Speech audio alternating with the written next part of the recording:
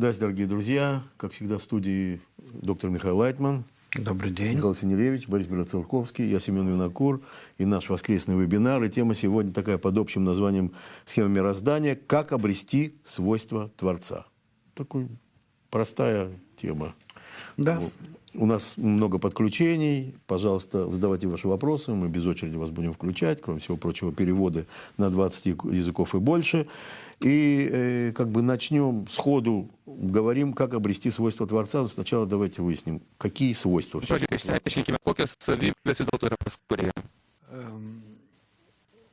Замысел творения – это то, с чем Принес sumanymas, tai yra tai, su kuo aukštesnioji jėga žiūri mumis ir mūsų pasaulį.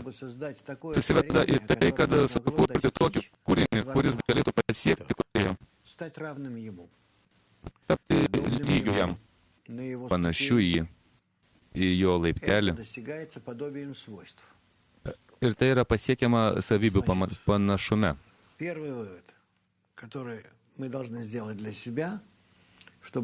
Reikia pasidaryti savo, kad tapti panašių kūrėjų, lygio į kūrėją. Mes tada turime įgyti jos savybės. Bet jeigu mes būtume tose kūrėjo savybėse iš pat pradžių, tai mes tiesiog egzistuotume jame, nejausdami iš vis visiškai savęs paties. Savęs paties.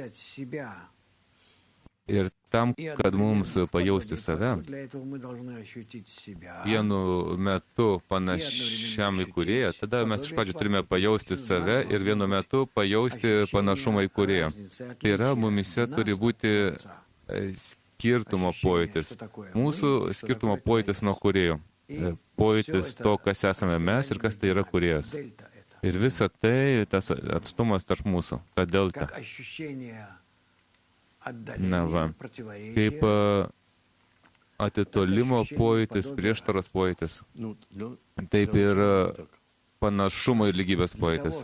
Mokinys, tai gerai, pradžioje taip, Ravas, reiškia tam, kad mus atvesti prie viso to panašumo, kurie sukūrė ištisą pasaulio struktūrą, kuri su mumis atlieka šitos veiksmus, kurių tikslas yra atvesti prie panašumo kūrėjų. Mokinys, tada truputėlį. Kokios yra tos kūrėjo savybės? Pradžioje, startui. Ravas, kūrėjo savybės net nėra reikšmės iš tikrųjų kokios mūsų atveju.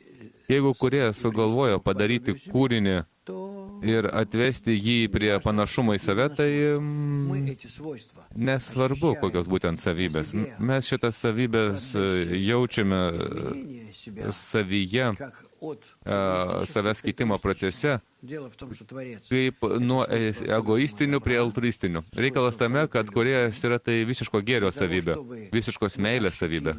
Ir tam, kad mes pajaustume šitą savybę, jis mumise sukuria iš pat pradžių būsime, kada mes esame priešingi jam. Ir tam, kad iš priešingybės jam mes pasiektume jį patį. Ir tada mes galėtume pajausti skirtumą tarp tų savybių. Reiškia, pirmą, ką jis sukuria norą mėgautis. Tarkime, noras mėgautis. Šis noras, jis nusileidžia iš jo per lygmenis iki mūsų pasaulio, per 5 stadijas, per 5 nusileidimo stadijas iki mūsų pasaulio, o po to mūsų pasaulyje vyksta jau to noro vystimasis, jo evoliucija. Tai ir mūsų struktūra, ir mūsų visatos, ir žemės, viso to, ką mes atskleidžiame mūsų pasaulyje ir po to mumise. Ir po to mes vėl pradame kilti pas kūrėją ir va čia mes pasiekime būsenos. Pasiekime tokios būsenos, kai mes tampame panašus į jį. Tokiame pat lygmenyje kaip ir jis. Šita būsena vėl vyksta pagal mūsų išaukštinimo būseną per 5 laiptelius arba per 125 laiptelius. Tai va čia vyksta nusileidimas per 125 laiptelius, o čia vyksta kilimas per 125 laiptelius. O čia yra mūsų laikas. Čia mūsų laikas, čia mūsų istorija. Arba geriau pasakius, čia yra evoliucija. Mokinys, visa žmonijos evoliucija ir pasaulio bendrai. Gerai, evoliucija. Ar galima klausimą, o kas mums pranešė, kad būtent tai yra tokia užduotis mūsų? Ravas. Yra čia tokia problema, mažytė, kad mes ateiname iki šitos būsenos žemiausios. Visiškai nesuvoktai. Ir kada mes esame joje, mes pradedame jausti kažkokį siekį aukštyn. Ir šitas siekis aukštyn mumise yra vadinamas tašku širdyje. Taškas, kuris mus traukia pirmin. Ir mumise yra noras. Ir taškas širdyje. Va tai iš principo yra tai, kas yra mumise. Ir mes su jumis turime, naudodami šitą norą ir tašką širdyje, va čia tai vadinasi žmogus. Šitas žmogus pradeda jausti, kad aš trokštu pakilti aukštyn.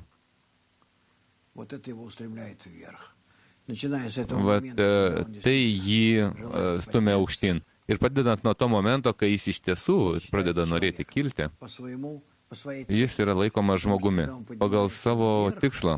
Todėl, kad kai jis kyla aukštyn, tai šitame aukščiausiame taške jis yra vadinamas Adomu. Adomas. Kas reiškia panašus, o čia yra kūrėjas. Taip?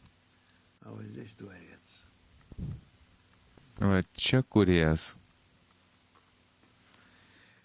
Вот такие есть у нас здесь метаморфозы происходят.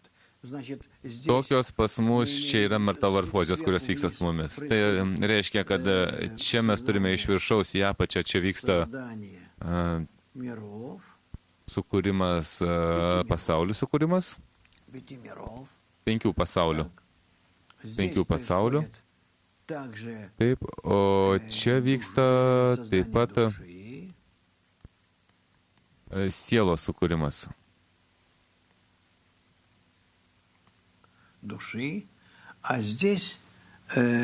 Sielos, o čia ištaisimas. Ištaisimas. Sielos ištaisimas. Вот так это все и происходит. До тех пор, пока оно не становится вот на этом. Taip, tai visa ir vyksta. Iki tol, kol tai netampa šitame aukštesniaujame lygmenyje lygių kūrėjų. Mokinys, tai yra, aš matau, kad evoliucija žmonijoje turi kažkokiu momentu pasibaigti, kaip jūs čia nupiešėte raudonai, taip? Ravas, taip, evoliucija jį užsibaigė ir pakankamai tai greitai. Mes matome ypatingai, bet jį vyksta visą laiką greitėjant. Todėl pradžioje, kai vystėsi kosmosas, vystėsi mūsų Žemė, tai milijardai metų, po to milijonai metų, o po to jau iki žmogaus, taip, iki žmogaus, o mes šiandien jau vystomės tiesiog mūsų diena į dieną nepanaši. Tai kada mokinys ir mes ateiname iki to raudono taškelio, taip, kad jau pasižiūrėti į viršų, o ne į priekį žiūrėti, taip, taip gaunasi. Tai vadinasi taškų širdie, taip. Tai iš principo toksai egoistinis akligatvis, taip, Ravas. Dabar galima čia užduoti jau tokį klausimą. Tai va, kurie čia sukūrė norą?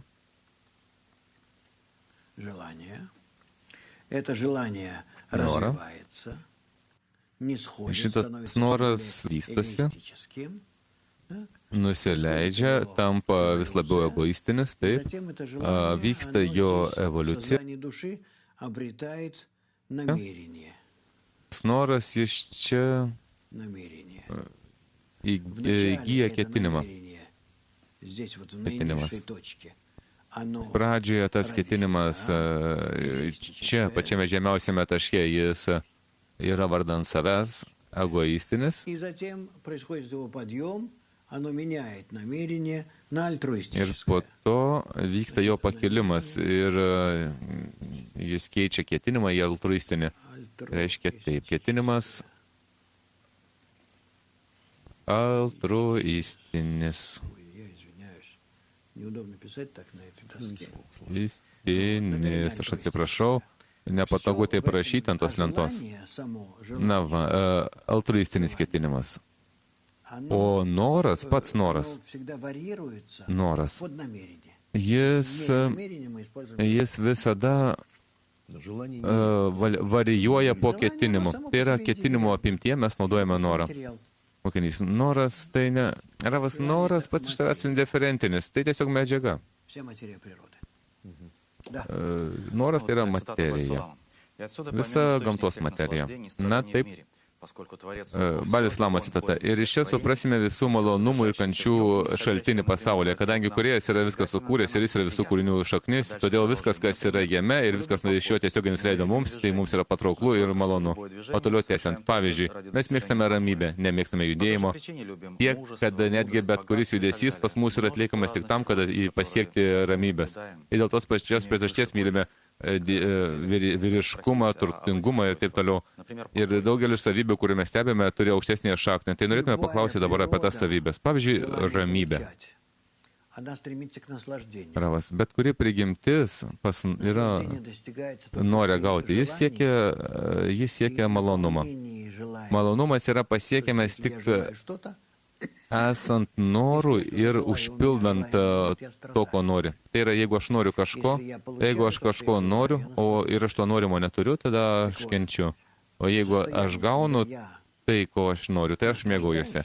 Tai va, tokia būsena, kai aš mėgaujuosi, jie yra vadinama ramybės būsena. Todėl, kad man daugiau nieko nereikia. Tai, ko aš noriu, aš turiu. Todėl visa gamta, jis siekia ramybės. Arba tas pats tokio beveik nejudėjimo, tavęs nekeitimo, jeigu tai tik yra įmanoma. Tai reiškia, kad aš esu komfortiškoje būsenoje.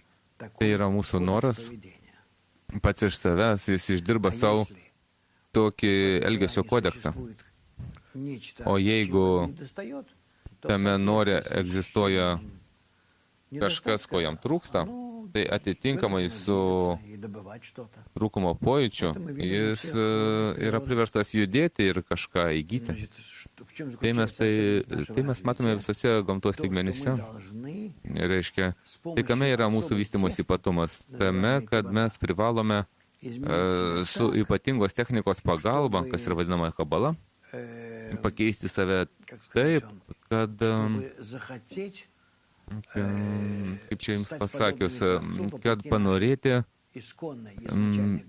tapti panašių į kūrėją prieš akį mūsų prigimtinės, pradinės prigimties, kad to vardan mes galėtume veikti. Gauti energijos savo veiksmams mes negalime patys iš savęs, todėl kad priešingybė mūsų prigimčiai į jokių būdų negali mūsų užpildyti. Vienintelis dalykas, ko mes galime prašyti kūrėjo, kad jis mums padėtų pakeisti save prieš mūsų prigimtį. Tai yra vadinama, kad pakeisti ketinimą iš gavimo į davimą.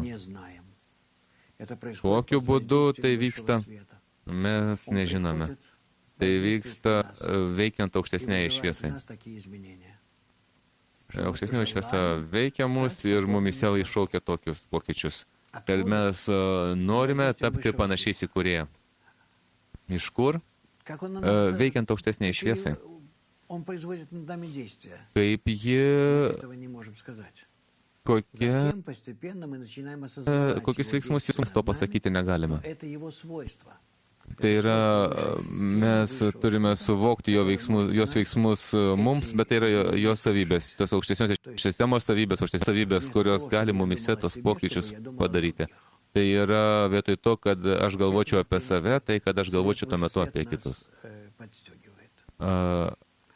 Prie to, iš principo, aukštesnioji šviesa mus ir veda. Ir ar mes to panorėsime, ar nepanorėsime, bet mes vis tiek būsime priversti persitvarkyti. Dabar mes matome, kaip pasaulis palaipsniui keičia save. Ir gyvenimas tampa tokiu, tokiu audringu, kad egoistiniu, kad žmonija jaučia, kad ji kažkur turi keistis, kad kažkas su jie vyksta. O kas vyksta? Tai griūna šeima, griūna namų ūkis. Vyksta tokie rimti, globalūs, pamatiniai, baziniai pasikeitimai pasaulyje. Ir visą tai tam, kad mus priversti, panorėti pakeisti mūsų požiūrį į pasaulį. Kad įtikinti mus, kad mes negalime egzistuoti daugiau pasaulyje, gavimo pasaulyje, o užsipildyti, atskleisti pasaulį savo, gyventi gerai, mes galime tik tais davimo savybėje. Ir tai bendrai mums sako apie tai, kad kabalos mokslas turi tapti labiau populiaresniu, labiau prieinamu. Todėl, kad būtent kabalos mokslas mums kalba, kaip tai padaryti lengvai, paprastai ir maloniai. Mokinys gerai tęsiant apie ramybę mūsų pasaulyje, asociacija su ramybė, tai yra nusiraminimas, galbūt tai nieko nedaryti, gal kažkaip lėtai veikti. Pas kurie netokia ramybė. Ravas ne, neteisingai. Todėl, kad netgi mes matome ir fizikoje, ir visur, tu gali judėti su šviesos greičiu. Ir tai bus tokia būsena, jeigu jų bus nekintama, tai todėl, kad tai nėra kalbama apie tavo būseną, yra kalbama apie nebuvimo pokyčių joje, tai kad tu nieko nesieki, to visko pakanka. Mokinys gerai, pas mus yra klausimai. Tokie klausimai, kurie pavadinti klausimai pagal dabartinę temą. Nuo pradedančiųjų žmonių. Lina klausia, kas yra širdis ir kuom skiriasi taškas širdyje nuo pačios širdies? Ravas, širdis yra mūsų egoizmas, o taškas širdyje tai yra prabudinimas kūrėjai, davimo savybei, kuri mumise yra įdėta iš pat pradžio, nes kitaip mes negalėtume jos visiškai suvokti tų pokyčių, kurie mumise vyksta. Mes būtent todėl, kad susidedame iš dviejų taškų, iš širdies ir taško širdyje, todėl mes ir galime išeinant iš tų dviejų priešingų savybių matyti, kur mes einame. Kaip mes galime pakilti virš savęs, virš širdies, virš taško širdie, arba priešingai, tęsti eiti pagal širdį. Gerai, toliau klausimas. Jelena iš Charkovo. Kokie pojūčiai iššaukia aukštesnios šviesos poveikį? Ravas, aukštesniosios šviesos poveikį mane iššaukia svarbos padidėjimas, davimo savybės, ryšio su kitais, ryšio su kūrėju, kas iš principo yra vienas ir tas pats. Tai yra išėjimas iš savo prigimties į aukštesnėje prigimtį, kur yra pasakyta virš manęs. Kad aš nustočiau būti užsirakinęs savyje, o išeičiau iš savęs į išorę. Mokinys, o galite papasakoti apie tokias kūrėjo savybės kaip jėga, aiškumas, gėris, gailestingumas, kas čia per savybės? Ravas, kūrėjas mūsų atžvilgių, tai yra savybė, kuri pasireiškia įvairiausiose apraiškose. Visos savybės, kurios yra mumise, gimusios veikiant aukštesniai šviesai, toliau vystosi veikiant aukštesniai šviesai, kuri ateina iš kūrėjo mums, kūrėjai tų savybių nėra. Tai yra, jame yra tik viena savybė, tai yra visiška meilė ir davimas. Bet mūsų atžvilgiu, kada mes jį pasiekėme, tai mes jam pripaišome tas savybės. Va, tai yra tai, ką aš jums turėčiau pasakyti. Kūrėjas, tai tiesiog yra absoliutas mūsų atžvilgiu ir iš tikrųjų visiškai priešingas mums. Jeigu mes esame tokioje būsenoje, kai mums visada kažko trūksta, mumise pagrindinė mūsų savybė, mūsų vienintelė savybė, tai yra noras gauti, užsipildyti viskom tom, kas mumise prabunda. Visais trūkumais, kurie mumise prabunda. Mums trūksta kažko, nepakanka. Tai kūrėjai jie priešingai. Pas jį yra visiškai viskas. Jo savybės tai yra priešingai virš to, kad ten nėra jokio trūkumo, o jis priešingai nori pilnai atiduoti, užpildyti. Ir jeigu jis ir turi kažkokį trūkumą, trūkumą, kažko trūkumo, kai jaučia, kad kažko jam trūksta, tai jam trūksta tik to, kad kam atiduoti, ką užpildyti. Kaip mama vaiko atžvilgiu, savo mažylio atžvilgiu. Ji visą laiką nori kažką jam duoti, visą laiką kažką padėti jam, užpildyti kažkom, kad kažką jam patvarkyti ir taip toliau. Taip pat Kūrėjas su mumis. Mes taip jį pasiekime, kada mes jį pasiekime. O todėl ir galima pasakyti, kad jame nėra trūkumo. Jo trūkumas yra tame, kad jis nori išlieti save ir negali, o mes iš savo pusės priešingai norime gauti ir nežinome kaip, iš ko ir kokiu būdu. Ir todėl čia egzistuoja jau problema. Kontakto sukūrime, ryšio tarp mūsų noro užsipildyti ir Kūrėjo noro užpildyti mus. Ir šitas kontaktas gali būti tik tada, jeigu mūsų norai užsipildys ir bus tik vardan to, kad suteikti jam malonumą. Kaip jo noras užpildyti mus, iššaukia mumise malonumą. Tai yra, čia mes turime ištaisyti save, bet ištaisyti ne norą. Noras priešingai, jis turi būti kiek įmanoma didesnis, noras mėgautis, bet ketinimas. Kaip mums ištaisyti mūsų ketinimą, kad visas mūsų noras mėgautis, mes jį norime užpildyti, ne vardant savęs, o tik dėl to, kad duoti malonumą jam. Kaip jis nori duoti malonumą mums. Tokiu atveju reikalas bus netgi ne noruose ir netgi ne ketinimuose, o tame, kada tuo mes ateiname į panašumą su Kūrėju, prie kažko papildomo. Kaip pasiekmė mūsų išsitaisimo. Ir tada mes užeiname į Kūrėjo laiptelį. Ir toliau tęsime savo vystymąsi, pradedant nuo to laiptelio. O kas vyksta toliau, mes su jumis pakalbėsime, kai pasieksime šito laiptelio. Ten visiškai kita materija ir visiškai kitos aplinkybės. Na, bet netgi ir judėjimas Kūrėjo atžvilgiu, netgi judėjimas link Kūrėjo, jis jau pradedant nuo to taško, pradedant nuo to taško pačioj ir aukštyn. Tai jau yra judėjimas duodantis mums amžinybės pojūtį, begalybės pojūtį ir visiško tobulumo. O kaip įgyti Kūrėjo savybę? Čia tikriausiai yra kažkokios savybės, kurias ten su jom sutapatinti. Yra ten kažkokios savybės ir galime pateikti sąrašą tų savybių, kaip tai padaryti. Savybių sąrašas labai paprastas. Jeigu Kūrėjo savybės tai yra savybės davimo ir meilės, tada reiškia, kad man reikia išmokti atiduoti ir mylėti. Taip pat turime omenyje ne taip, kaip mūsų pasaulyje atiduoti ir mylėti, kai aš pasirenku, kam duoti ir ką mylėti. Todėl, kad išskaičiuoju, kad tai man atneš malonumą. Tai yra užsipildymo. O dvasinėse savybėse duoti ir mylėti, tai reiškia, kad tu pakyli iš savęs,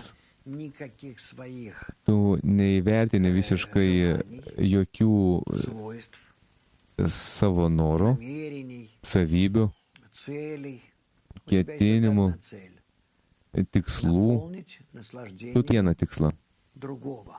Užpildyti malonumu kitą. Kita tai reiškia pašalinį, kuris man atgal net neša jokio malonumo, kaip tarkim mano mažas vaikas ar mano giminaitis, ar visiškai, kas tai bebūtų.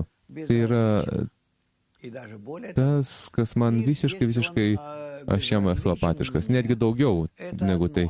Jeigu jis man visiškai apatiškas, tai viena, bet jeigu aš jo nekenčiu, tada tai dar labiau rimtesnis išbandymas. Tada aš turiu ištaisyti savo neapykantą į meilę. Tai yra, mes čia turime mūsų išaukštėjime, mūsų panašume į Kūrėją, turime du periodus. Periodas, kada mes pakylame iki to likmens, kai aš šiandien esu nupiešęs, tai yra žalia didelė rodyklė. Iki to ligmens aš pakylu judėjime duoti ir mylėti tiems, į kuriuos aš žiūriu daugmaž normaliai. O toliau, jau pradedant pačią raudoną rodyklę viršuje, paišysiu taip, toliau, pradedant nuo to momento ir toliau, čia jau pas mane eina judėjimas pamilk savo priešą kaip savo pačią didžiausią meilę. Va, mūsų judėjimas pirmin, jis statomas per tos du etapus. Pirmas etapas, sąlyginai sakant, galima pavadinti Galgalta Vainaim, o antrąjį etapą galima pavadinti Ahab.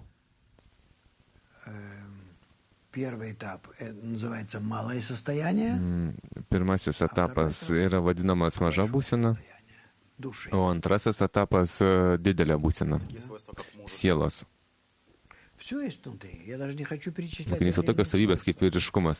Pravas, viskas yra viduje. Aš netgi nenoriu vardinti atskirų savybių. Jos mums nieko neduos, todėl kad mums tada teks aiškinti, kad dvasingume reiškia būsena vyriškumas, ramybė, kuklumas, herojiškumas, kantrybė. Mokinys, bet viskas tai yra dvasingume. Pravas, viskas, kas yra mumise, visas tai yra tam, kad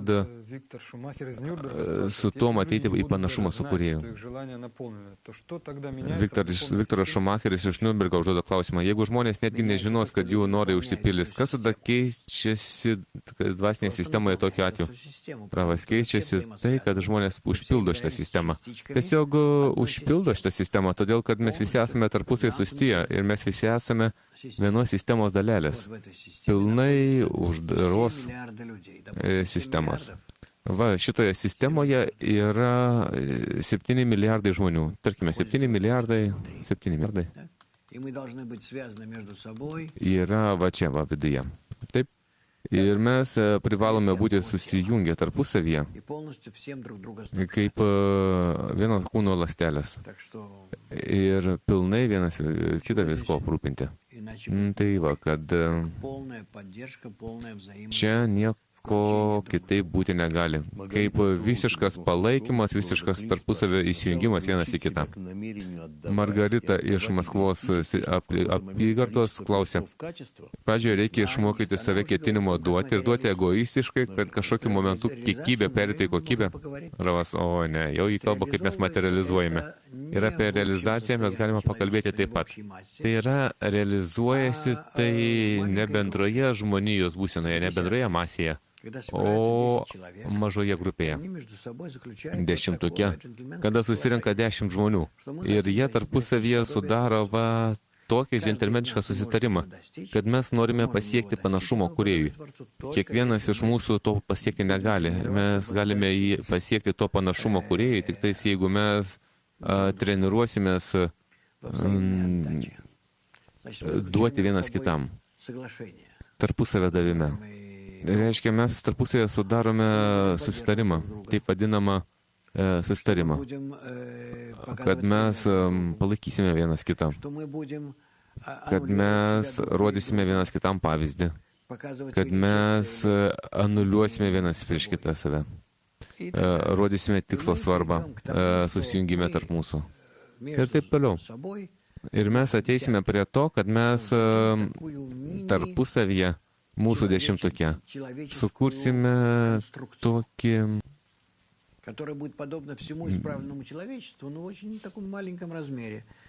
techninės kliūtis. Sukursime tokią žmoniją mažoje apimtyje, tai ne mažiau 10, ne daugiau 10. Tai optimalus variantas. Jeigu mes tai darome, tai mes tarpusavėje pradedame jausti ypatingą būseną, ypatingą išsiaiškinimą, ypatingus formas. Mes pradedame matyti aukštesniusius pasaulius tarpusavėje, pradedame jausti kūrėją egzistuojantį tarp mūsų. Pradedame jausti jėgas, kurios veikia tarp mūsų ir jungia mūsų vieną su kitu. Mes pradedame suprasti, kas čia per jėgos tokios ir kurios iš jų yra vadinamas Но, в общем, мы начинаем ощущать, это все силы. techninės Мы liūtis. начинаем ощущать Ne, nesvarbu kaip vadinti, visą tai jėgos. Ir mes pradedame jausti tas aukštesnės jėgas. Tai yra davimo savybė, meilės savybė. Ir pati svarbiausia, kad jų viduje juda ypatinga jėga, ypatinga savybė vadinama kūrėjų. который все это держит, Visko šaltinis, kuris visą tai laiko ir следствие galų gale нашего rezultate atsiskleidžia. будет ощущение того, что мы Mūsų готовы darbo включить в себя, pasiekmė вобрать в себя, jausis как бы всосать в себя все мироздание, все человечество. Нам не tarsi надо с ними įjungti save, tarsi įsirpti save, visą pasaulio struktūrą, visą žmoniją. Mums nereikia su jais dirbti. работы в десятки, Todėl, kad jeigu mes jau sukūrėme достаточно будет того, чтобы все tokį человечество susijungimą, kai tai priklauso tik nuo mūsų darbo dešimtuke, tai bus pakankama тогда начинаем to, kad ощущать visa žmonija себя pasirodytų абсолютно automatiškai исправленным, įsijungusi į mus. которое существует Ir с tada нами. mes pradedame jaustis visiškai ištaisytais, panašiais į kūrėją, kuris egzistuoja kartu su mumis, va tame mūsų mažame rate. Visa žmonija to nejaučia, todėl kad ji neištaisė savo savybių iš gavimo į davimą, iš egoizmo į altruizmą. Дело в том, O mes tai jaučiame. окончательное исправление, Bet reikalas yra tame, kad как только достигаем galutinis išsitaisimas, jis reikalauja, kad mes, kai tik pasiekime kažkokio ištaisimo trūkumo, iš karto pradėtume platinti šitą metodiką, taip pat ir visai žmonijai. Va tame ir yra mūsų darbas. Todėl tiek, kiek aš noriu priartėti prie kūrėjo ir vienu metu privalau išeiti į savo dešimtuko išorę ir platinti šitą metodiką visiems likusiesiems. Ir tiek, kiek aš ją platinsiu, tiek aš artėsiu prie kūrėjo ir vis dar aiškiau jį atskleidinėsiu. Tai panašu į holografinį paveiksliuką, kai aš galiu paimti iš mažo elemento, tarkim, nupiešime čia šitą holografinį paveikslą. Если мы возьмем из нее один кусочек, Jeigu mes iš jo paimsime vieną gabaliuką и в этом кусочке будем себя ощущать, ir tame gabaliuke save jausime, tada mes tame gabalėlį, aš netgi jį nupiešiu raudonai, tarkim, gerai, mes tada jausime kūrėją.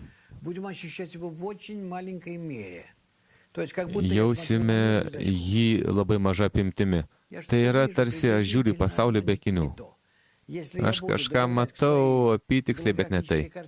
Jeigu aš pridėjinėsiu prie savo holografinio paveikslėlio dar tokių pat gabaliukų, tada aš jausiu paveikslėlį, pilną paveikslą. Vis labiau ir labiau tikslesnį, su visomis detalėmis. Ir skirtumo nėra. Ar aš atskleidžiau kūrėją savo dešimtuko viduje, ar aš aptikau kūrėją ir atskleidžiau jį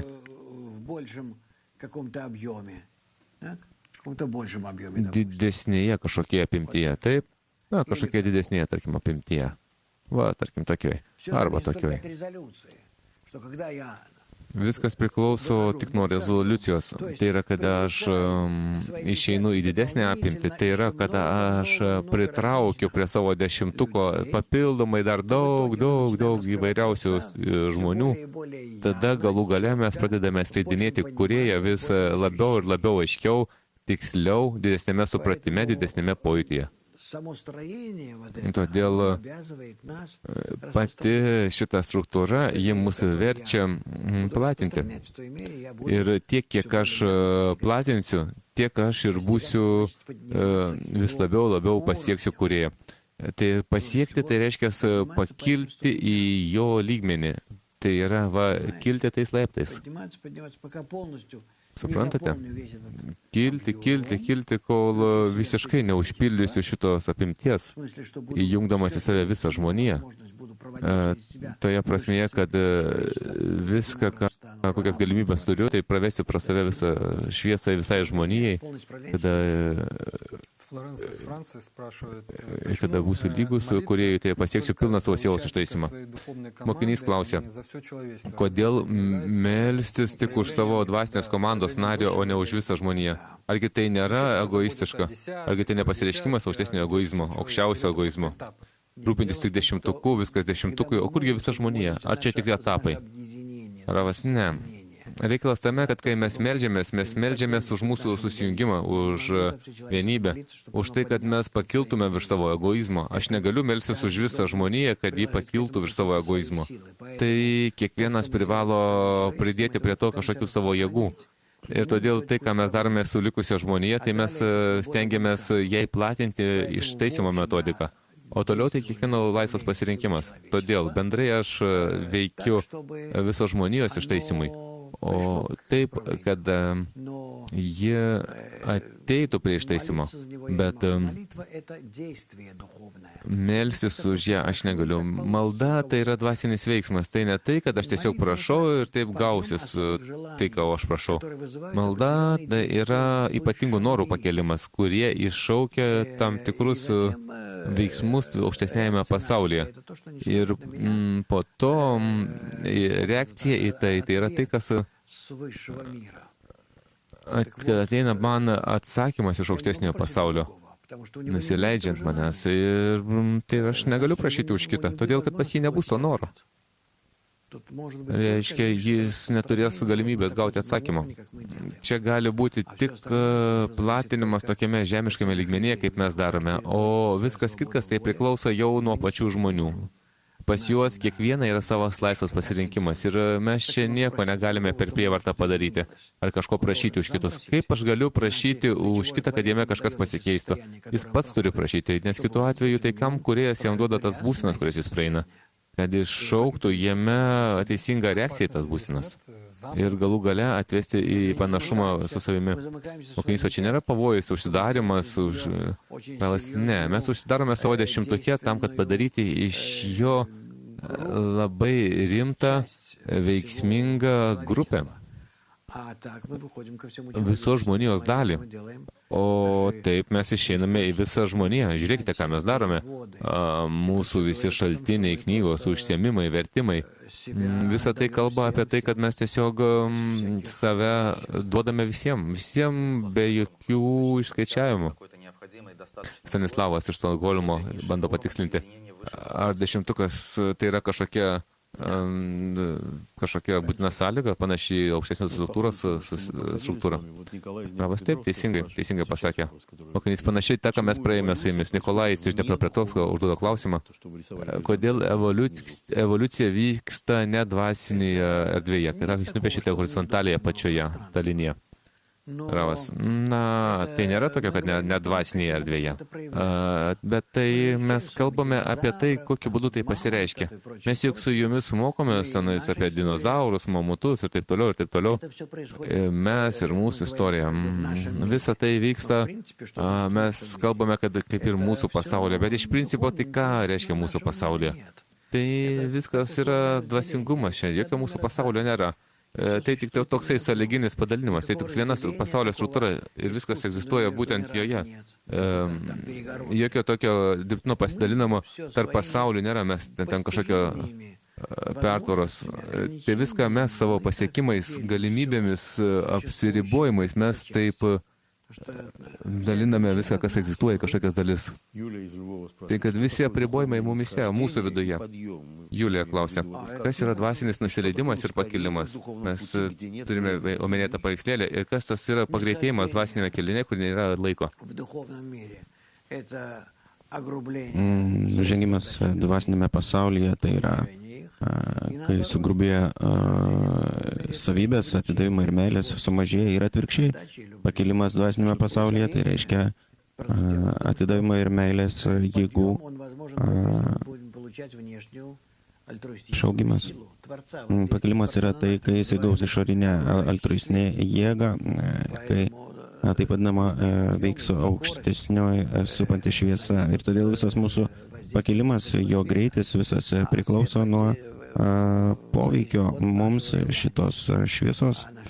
O ta šviesos, tas poveikis priklauso nuo mūsų noro, o mūsų noras priklauso nuo darbo grupėje. Valderis iš Maskvos užduoda klausimą, kodėl iš vis reikalingi Dievui žmonės? O žmonių nėra. Čia mums tik tai taip atrodo, kad yra kažkokie tai norai, kuriuos mes priimame kaip žmonės. Iš tikrųjų tai nėra žmonės, tai kamuoliukai, tiesiog noro kamuoliukai. Aleksandras iš Kijevo užduoda klausimą, koks tikslas nesuvoktos vystimosi formos? 99 laiko procentai ir 99 procentai žmonių. Taip, bet reikalas yra tame, kad čia turi būti išsaugota ta sąlyga valios laisvės ir todėl negalima varyti pagalių į laimę. Žmonės negalima varyti pagalių į laimę. Arba pervesti žmogų per visas būsenas ir pasiekti pačios aukščiausios galutinės būsenos. Tai neįmanoma. Ir žmogus turi suvokti kiekvienoje būsenoje, jis turi pabūti, jis turi įvertinti, kas buvo, kas yra ir kas bus, vardan ko verta daryti tas pastangas,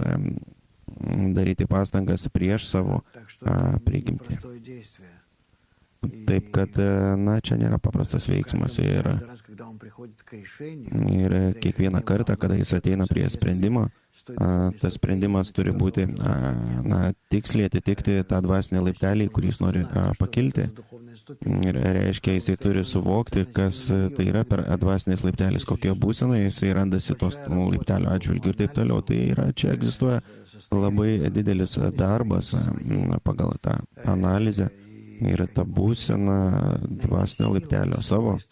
Ir kokiu būdu aš galiu rasti jėgų ir savybių, kurios mane pakeistų būtent taip, kad aš atitikčiau tą aukštesnį dvasinį laiptelį. Ir tai neįmanoma visą tai suvirškinti žmoguje akimirksniu. Čia reikia labai daug pastangų ir laiko.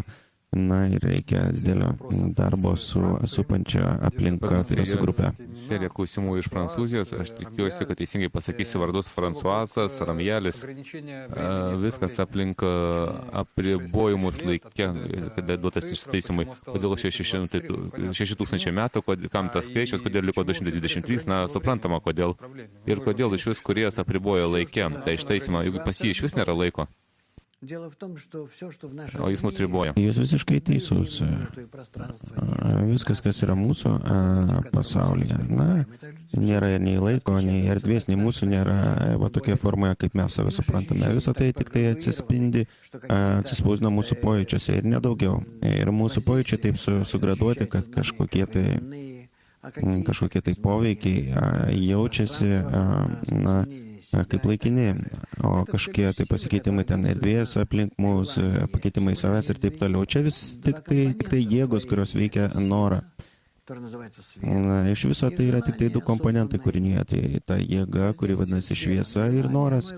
Ir noras sukurtas jo. Ir tas poveikis, šviesos poveikis norui, jis iššaukia įvairias tokias metamorfozės. Ir gaunasi tokiu būdu, kad viskas, kas mums atrodo, kas egzistuoja šitame pasaulyje, ir laikas, ir judėjimas, ir erdvė, ir savęs pakeitimas, ir supančio atžvilgių, visą tai vyksta tik tai manyje. Nieko šito iš vis nėra. Visa tai yra mano norė. O kas nors dar egzistuoja? Neegzistuoja. O iš kur aš žinau? O todėl, kad aš jaučiu save tik tai tame norė. O kitų irgi nėra. Kitus aš irgi jaučiu savo norę. Ir gaunasi taip, kad išskyrus žmogaus noro, nieko daugiau žmoguje nėra. Ir todėl galime kalbėti tik tai apie norą ir taip, kaip tą norą veikia šviesa. Ta ir iš principo moko kabala. 6,000 metų, čia 6,000 laiptelių. kurios egoizmas, tai yra noras, turi praeiti, kad jis tą patį sukūrėjo. Aš jau pradėjau jaudintis, man dar liko 10 metų. Tu gali pasiekti atitikimo kūrėjui jau šiandien, tu gali pasiekti šito ar po 10 000 metų. 6000 metų, jūs kartais sakote, kad liko 230 metų. Laiptų. Aš sakau taip žmogui, kad jisai galėtų įsivaizduoti būtent, kur jisai egzistuoja. Klausimas užduoda klausimą. Prašome paaiškinti, kokia dvasinė šaknis yra išdidumo ir didžiavimasi.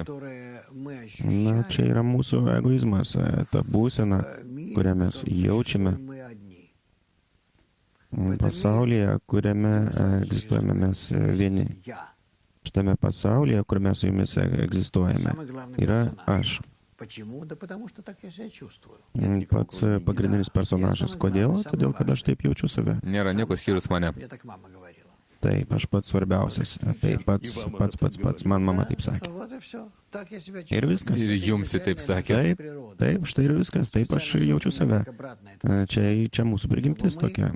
Specialiai sukurta tokia priešinga kūrėjai, kad mes su ta tiesioginė, gaudami iš jo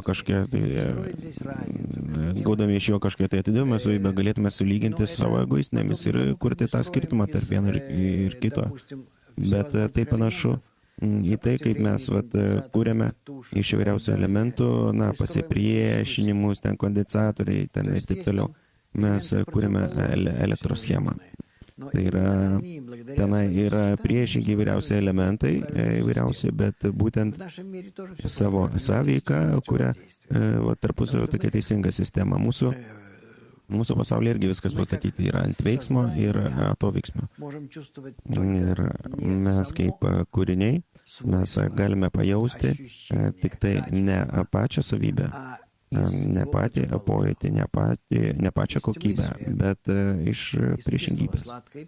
Iš tamsos šviesa, iš skysto ir taip toliau, bet nes kitaip nieko mes negalėsim nustatyti. Mums turi būti dvi savybės. Ir skirtumą tarp jų mes ir nustatome. Kūrėjas turi tik tai vieną savybę, atidavimo savybę, jam nereikia antros savybės, jis iš anksto yra toje savybė, o gavimo savybę sukūrė tam, kad egzistuotume mes ir egzistuotume tam, kad gauti, kad įgyti jo savybę, virš mūsų gavimo savybės įgyti atidavimo savybę. Taip, kad gaunasi taip, kad mes mūsų pasaulyje egzistuojame būtent tame judėjime iš egoizmo einam į altruizmą. Ir skirtumas tarp jų turi likti. Ir iš čia išeina keletą tokių labai įdomių išvadų. Egoizmas nenaikinamas, nes kitaip mes prarasime altruizmo pojūtį. Negalima pašalinti neapykantos savybės, nes kitaip nejausi meilės savybės. Negalima naikinti nuodėmingųjų, nes kitaip tu šituo... Pažeidžiame pusiausvyrą. Tu dar daugiau, tu nebejausi, kasgi tai yra teisuoliai. Vis dėlto palyginime jaučiame. Viskas palyginime, viskas jaučiame palyginime. Ir gaunasi taip, kad galų gale pasaulyje turi būti visi. Ir tik tai teisingai subalansuoti. Vat šito siekia kabalistas, jis supranta, kaip yra sukurta visa gamta ir nieko jis nesiruošia nei naikinti, nei ištaisyti, o tik tai parodyti, kas yra priešais tave, o tu jau pats pasirinkai veikti. Tai yra ta metodika, jinai labai tokia gailinti ir jinai nutaikyta yra į aiškiai mąstančius žmonės. Ar mūsų elgesys išorinėme pasaulyje niekaip neįtakoja mūsų vystymosi? Kaip? Su 10-tuku elgesys aiškus, o mūsų elgesys ir požiūris dideliame pasaulyje ar niekaip neįtakoja mūsų vystymosi? O ką mes ten darom tokio ypatingo? Padedam žmonėm. Jeigu padedam, tai čia, kitas reikalas. Čia nevaidina kažkokios ypatingo kažkokio tai vaidmens. Svarbiausia, tai 10-tukai. Tu gali pasakyti, juk čia egoistinis veiksmas. Tu gali pavadinti taip teisingai, bet jeigu aš einu į išorę, tai su ko aš turiu reikalą? į ką aš atiduodu, ką aš veikiu, kas tai supranta. Supranti? Todėl pats svarbiausias dalykas, jeigu mes sudarome tvirtą dešimtuką ir tai teisingo, gero ketinimo organas toksai ir su jo pagalba aš pradedu veikti pasaulyje. Klausimas labai man artimas. Ar poetai artimi kūrėjai, rašytojai iš kabalos požiūrio taško, o taip pat dar visi, kurios mėgsta grožį, kas vertina grožį? Aš manau, kad jie egoistai, ir dar tokie ypatingi. Nematau juose visiškai jokio grožio. O didesnio artumo kūrėjai? Ir net didesnio artumo kūrėjai nieko nematau. Jie nelygus, jie blogesni negu kiti žmonės. Jiems duotos yra ypatingos savybės, bet jos naudoja tam, kad tenkinti savo savimylį. Pas juos ir pakilimas turi būti didesnis, jeigu jie staiga sugebės pastatyti. Jeigu galės padaryti, nes egoizmas pas juos yra didesnis. Daugiau, jeigu sugebės pastatyti ekraną. Jokių būdų meno žmonės nėra artimesni, kurie, aš netgi sakyčiau, labiau atitolę negu kad kiti. Tai yra, kada kalbame apie dvasingumą, kalbame apie kitą savoką. Dvasingumas tai ne mene ir ne kultūroje. Dvasingumas tai kai žmogaus širdis juda kitų link. O tose žmonėse aš nemačiau nieko tokio ypatingo. O judėjimas link kitų, tai čia aš praleidau tokį. Na, gerai. Fiodoras klausė tokio klausimo. Ar negalima su lazda ginti žmonijos į laimę? O visa istorija tai tiesiog vienas pagalys, didelis skausmai. Tai kuriejas daro, taigi ne mes. Tai ne kuriejas gina žmoniją pas save? Žinoma, kuriejas. Geras, kaip jūs sakėte? Geras, darantis gerą. Ir linkintis kiekvienam tik tai gerą, jis ima tokį rimtą pagalį, taip ir varomus į priekį. O kaip suprasti, kad yra prievartos dvasingume? Apie ką tada kalba? Čia dvasinėme, čia ne mūsų pasaulyje. Mūsų pasaulis tai ne dvasinis. Tai reiškia, mūsų pasaulyje yra prievarta. Mūsų pasaulyje yra prievarta, o tame pasaulyje, kai žmogus pradeda teisingai galvoti, kad reikia pasiekti tą dvasinį, tai ta prievarta baigėsi ir tada jis pradeda daryti tai savo. Tai jeigu aš pats save prievartauju, tai jau čia kaip mazochizmas? Ne, čia ne mazochizmas. Aš noriu pasiekti to tikslo. Aš matau nuostabų tikslą, aš noriu pasiekti šito tikslo. Kodėl čia yra mazochizmas? Tai yra, arba mane lasda muša ir nujungtis pas kitus žmonės, pradedu ten tenkinti jų norus, arba aš pats suvokiu tai ir pradedu pats tai visą daryti. Be to, kad kūrėjas man. Be pagalio, pats save. Bet vis tiek man tai teks daryti. Patį save, taip, teks. Reikės daryti tai prieš savo norą. Julija klausė, o aš neturiu tenkinti egoistinių norų to, ko aš nekenčiu. Aš tikriausiai turiu pabudinti jame mėgančią sielos užgimimą. Taip jinai gražiai kalba.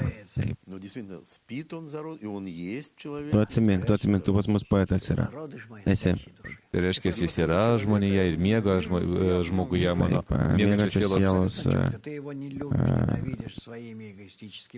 Aš žiūriu žmogų, matau jame ten kažką.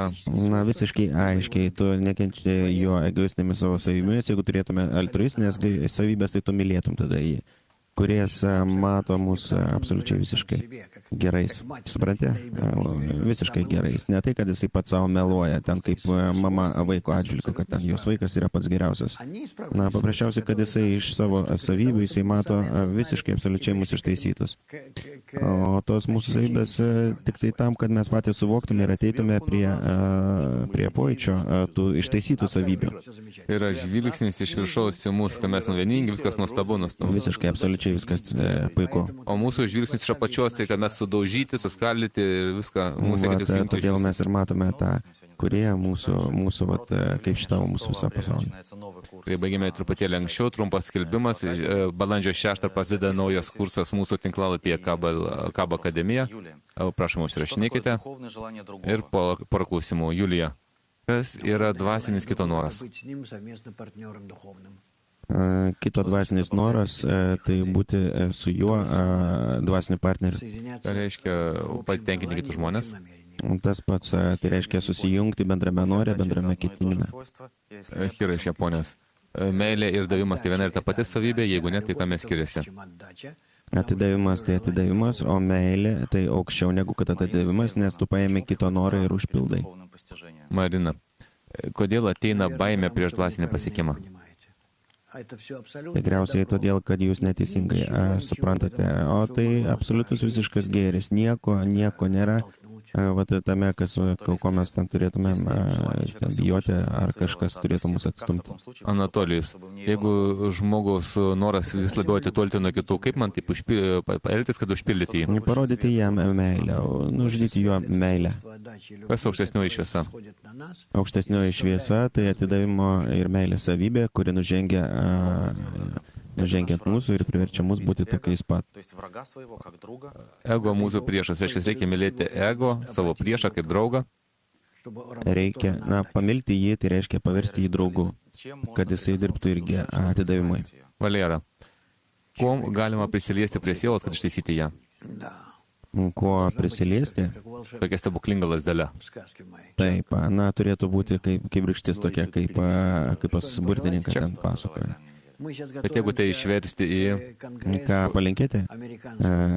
Tai mes ruošiamės dabar Amerikos kongresui, Šiaurės Amerikos kongresui, tas kongresas vyks 4 šalyse ir įtraukia į save, bus 24 lekcijos. Ten dar bus visą tai aplink šitos renginius visus. Aš labai jums rekomenduoju, padarykite viską, ką galite, kad kuo daugiau dalyvautumėte ten. Ir dalyvaukite su mumis ir rytinėse pamokose, nors ir kad ir nepakankamai jūs suprantate, vis tiek tai jums bus naudinga. Ir yra dar Mac Online, yra labai daug kitų galimybių.